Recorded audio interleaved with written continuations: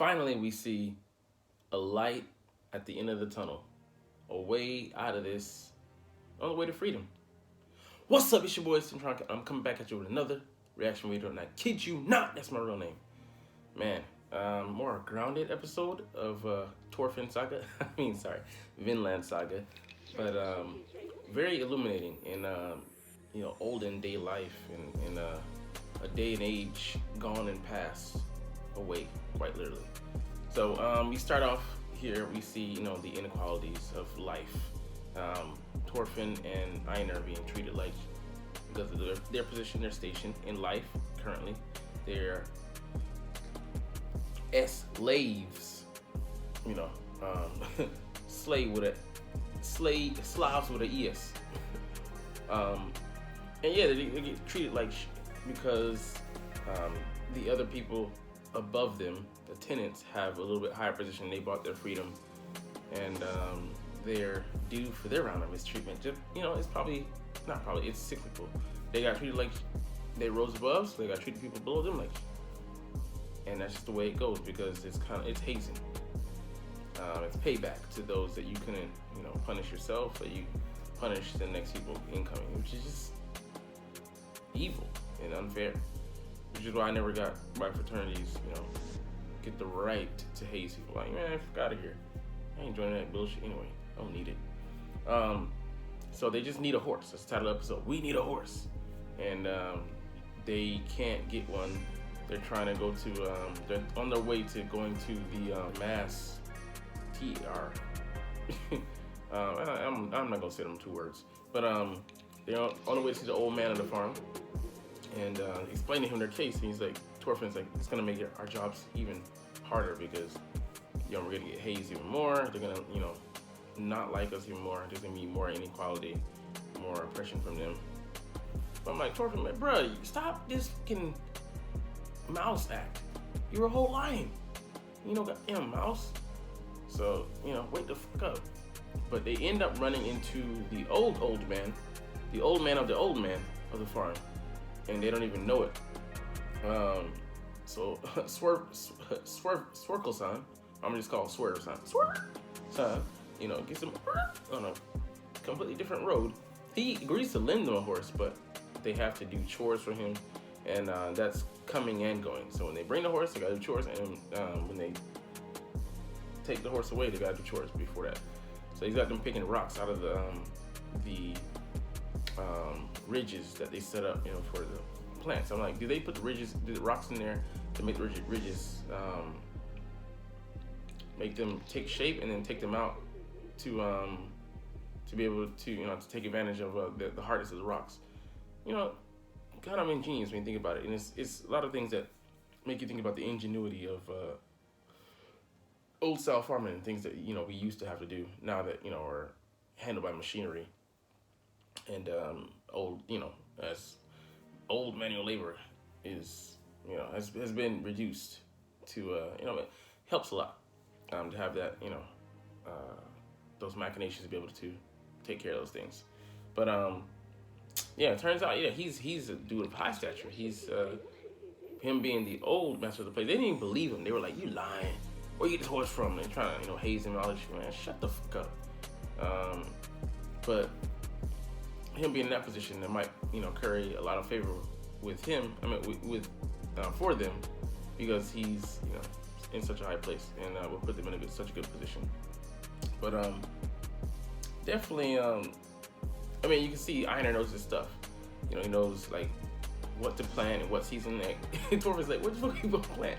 He's like, wheat. He's like, oh, you plant wheat in the fall? Like, you dumb hick.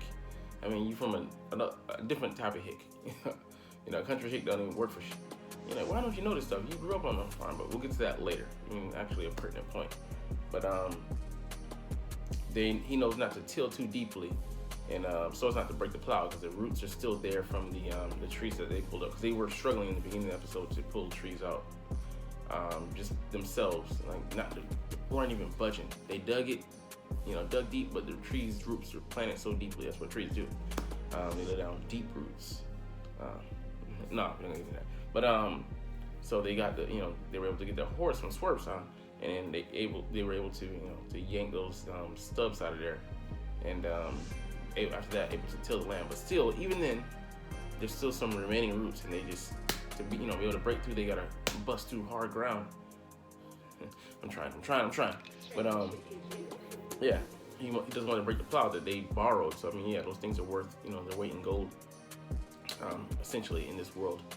We'll see how rich that the Dana, the old man of the farm, is worth later. But yeah, it just makes you wonder, man, how did these things get done back in the day? How hard it was, and having to do physical labor. We actually have more free time now, but it doesn't seem like it, because we have so many things, so much opulence, entertainment and things that distract us from life, essentially. But you should make deals with people that make who had to craft things. Trades have morphed and emerged almost unrecognizable from specialist past. So I mean, you used to have someone who did one thing and they did it well, and that's what they were known for. But now you got people multitasking and also marketing. They have to get the name out there, and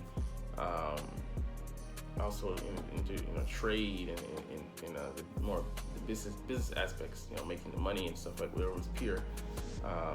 Services and goods, trade. You trade, labor for a service, or not purely money based, exchange. But yeah, how things have shifted and morphed over the course of hundreds, thousands of years now. Yeah, it's quite interesting. E-currency, it doesn't really physically exist, but it still has value. So it's crazy. I mean, people couldn't even fathom that if you told them, in their age and time when where they existed. But anyways, getting back on track. I was like, wow, Thorfinn is realizing how hard his family used to work without the same tools that he's blessed to borrow. He's borrowing a plow. And then Einar saying that 8 families in his neighborhood used to share the same plow. So they're lucky to be able to have they have 10 or so. I mean, they had 6 and they bought 4 with the expansion of the farm and the wealth that he's amassing. Wow, just amazing that the person they work for, they're forced to work for, is rich. It's crazy. And we'll get to Thorfinn in a second, along with his other realizations. But he's realizing things. He's like, oh man, that's how things work. Oh, that's what people do in this situation. He's putting 2 and 2 together. Things that he never, because he put himself in that situation, had the luxury to think about. He was just a warrior on the battlefield, just worrying about putting niggas off the map and clearing the board. What chess piece he's gonna face? And Einar calls him an overgrown baby. He does it again in the episode. He's like, don't call me that, bro. But he really is. He's so immature in certain areas. Social development, being chief among them, because he never developed those skills. He was only concerned with battle, fighting, prowess, sharpening his techniques, and killing people, unaliving, I should say. But that's just a funny phrase for me to say. But yeah, I mean, so he didn't have a childhood. Call him MJ, because just was foreign. The idea, the concept is foreign to him, man. Which is strange for most of us that grew up with it. We're able to be blessed with a normal childhood. But I was like, damn. Along the way, you see Snake there as well. Snake. I'm like, are they gonna ingratiate themselves with the old man of the old man, and take Swerve's place? I mean, because they could, they're in a good position. He likes them enough to, be able to lend them a horse and then a plow. What do you call it? At that as well. So I mean, there's a lot of things. I mean, they're like the other people, the tenants they ran into were like, that crabby old man, y'all lying. You gotta be y'all capping, because he ain't friendly with nobody. But he heard their plight. So he could also get a fair deal. Well, he's a fair man. That's what I like about him. They were in the house and they came back to bring him his horse, and it was raining. he saw them out in the rain. He said, okay, stay. You guys let your clothes dry. He doesn't want them to get sick. He cares about their welfare and their well-being. And yeah, it's just amazing to see, how they're the lowest people on the totem pole, but he treats them with respect. And Snake does too. Snake told him, you can eat, and he told him, Einar was so happy, he's elated because they don't eat square meals, they get probably just the leftover slop, probably the same as the animals, just because that's the way they're treated and seen. But Swerve saw and said, you work, you eat. It's just simple for him, just fair, because actually, he has a diametrically opposed view to his son. So he's saying that, when you're having so much, why do you even need this much? Why do you need more than one man can take care of, and can protect his own fields? So a reckoning could be happening somewhere down the line. And he's like, when you have so much, there's so many eyes, that are cast upon what you have, hungry eyes, and they might look to take. And they have to deal with thieves. That's why they have those Snake and his 13 guys there to protect them.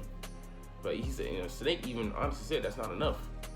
And old man Swerve said, man, I'm good. I am a Norseman. I can't protect myself. But you old as shit, bro. And you're like, why? But he's actually saying that Snake said, y'all actually don't get the number of attacks you should.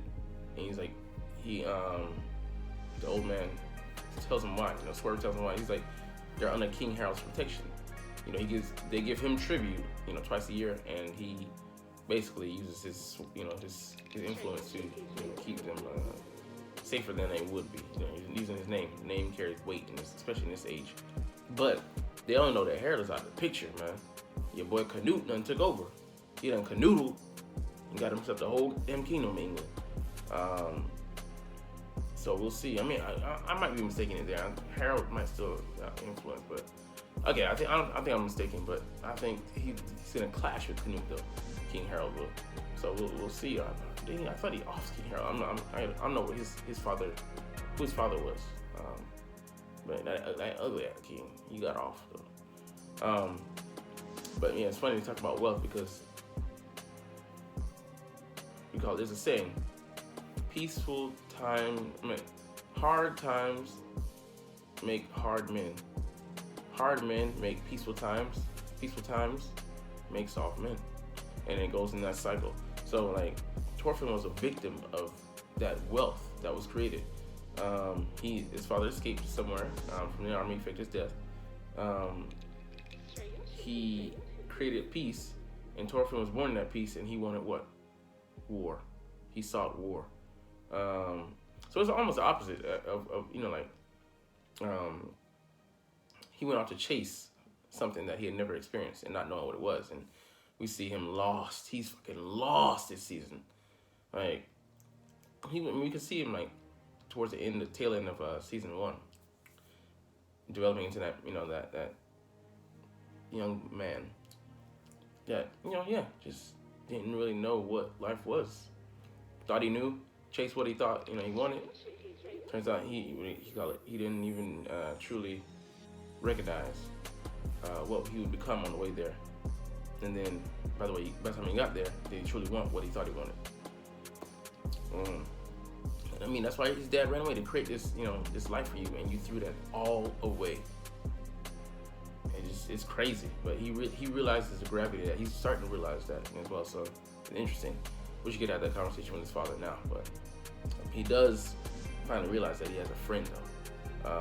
Einar's like, oh, we're not friends? Damn. He's like, yeah, we are.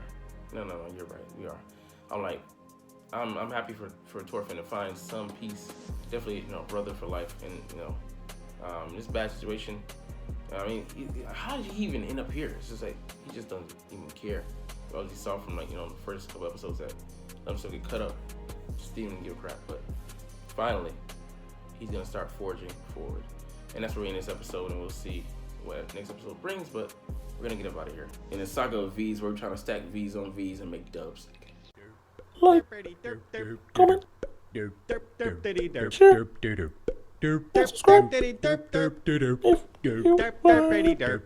Thanks for watching. Check me out at Cintron, Cintron Anime, Cintron Life, or Cintron Laughs, or other social media.